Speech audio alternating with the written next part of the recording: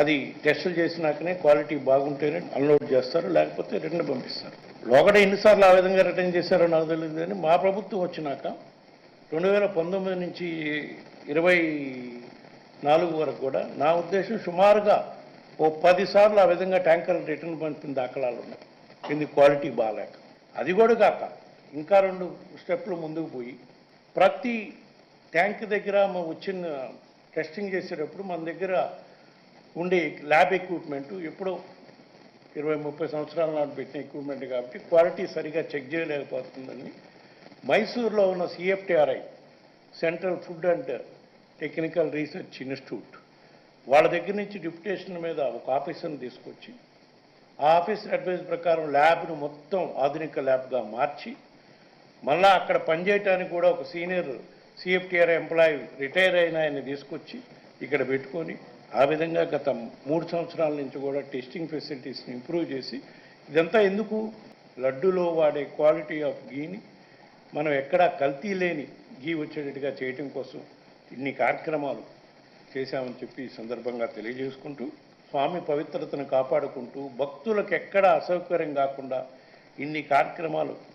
చేసిన మా ప్రభుత్వంపై మా పార్టీపై ఇంత ఘోరమైన ఎందుకు మోపారు ఈ నెపం అంటే ప్రజల దృష్టిలో మేము దుష్ప్రచారం చేసి నమ్మించే కార్యక్రమం చేయాలని చూస్తున్నాడు. ఇది చాలా నీచమైన ఆరోపణ.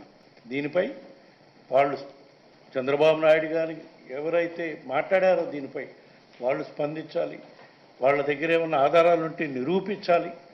లేకపోతే తప్పకుండా దీనిపై డిఫామేషన్ కేసేసేదానికి అన్ని విధాల ఏర్పాట్లు చేస్తాం. ఇక్కడేదో మన హైకోర్టులోనో ఇంకో హైకోర్టులోనూ కాకుండా, ఎందుకంటే స్వామివారి భక్తులు ప్రపంచవ్యాప్తంగా ఉన్నారు కాబట్టి దీన్ని అవసరమైతే సుప్రీంకోర్టులో కూడా దీనిపై కేసేసే కార్యక్రమం చేస్తామని చెప్పి ఈ సందర్భంగా తెలియజేస్తున్నాం. తిరుపతిలో కల్తీ నెయ్యికి కారణమైన ఏ ఒక్కరిని వదిలిపెట్టబోమని మంత్రి నారా లోకేష్ హెచ్చరించారు. ఇప్పుడు తాను తిరుపతిలోనే ఉన్నా దమ్ముంటే తిరుపతి వచ్చి ప్రమాణం చేయాలి అంటూ వైవి సుబ్బారెడ్డికి సవాల్ విసిరారు లోకేష్. అంటే సామాన్యులు దేవుడి దగ్గరికి వెళ్ళకూడదా, దర్శనం చేసుకోకూడదా? అంటే అడ్డగోలుగా అన్ని పెంచేస్తే సామాన్యులు ఇబ్బంది పడేదానిక? నేను సూటిగా ప్రశ్నిస్తున్నా, అది చెప్పింది అవునా కాదా? వైవి సుబ్బారెడ్డి గారు కూడా నేను సూటిగా ప్రశ్నిస్తున్నా.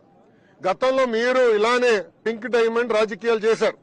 ఆనాడు ప్రత్యేకంగా నా పైన మా ముఖ్యమంత్రి చంద్రబాబు నాయుడు గారి పైన ఆరోపణలు చేశారు. దేవుడు పింక్ డైమండ్ మేమేదో దొంగలిచ్చామని. ఏమైంది స్వామి అది? 5 సంవత్సరాలు మీరు ఏం పీకారని అడుగుతున్నా. అంటే రాజకీయం చేస్తాం తప్ప పవిత్రత కాపాడుతాం మీకు తెలీదా అని సూటిగా వైవి సుబ్బారెడ్డిని నేను ఈరోజు ప్రశ్నిస్తున్నా. దేవుడి పైన వాళ్ళకి నమ్మకం లేదు, ప్రజల పైన వాళ్ళకి నమ్మకం లేదు, ప్రజలు ఇచ్చిన తీర్పు పైన కూడా వాళ్ళకి నమ్మకం లేదు.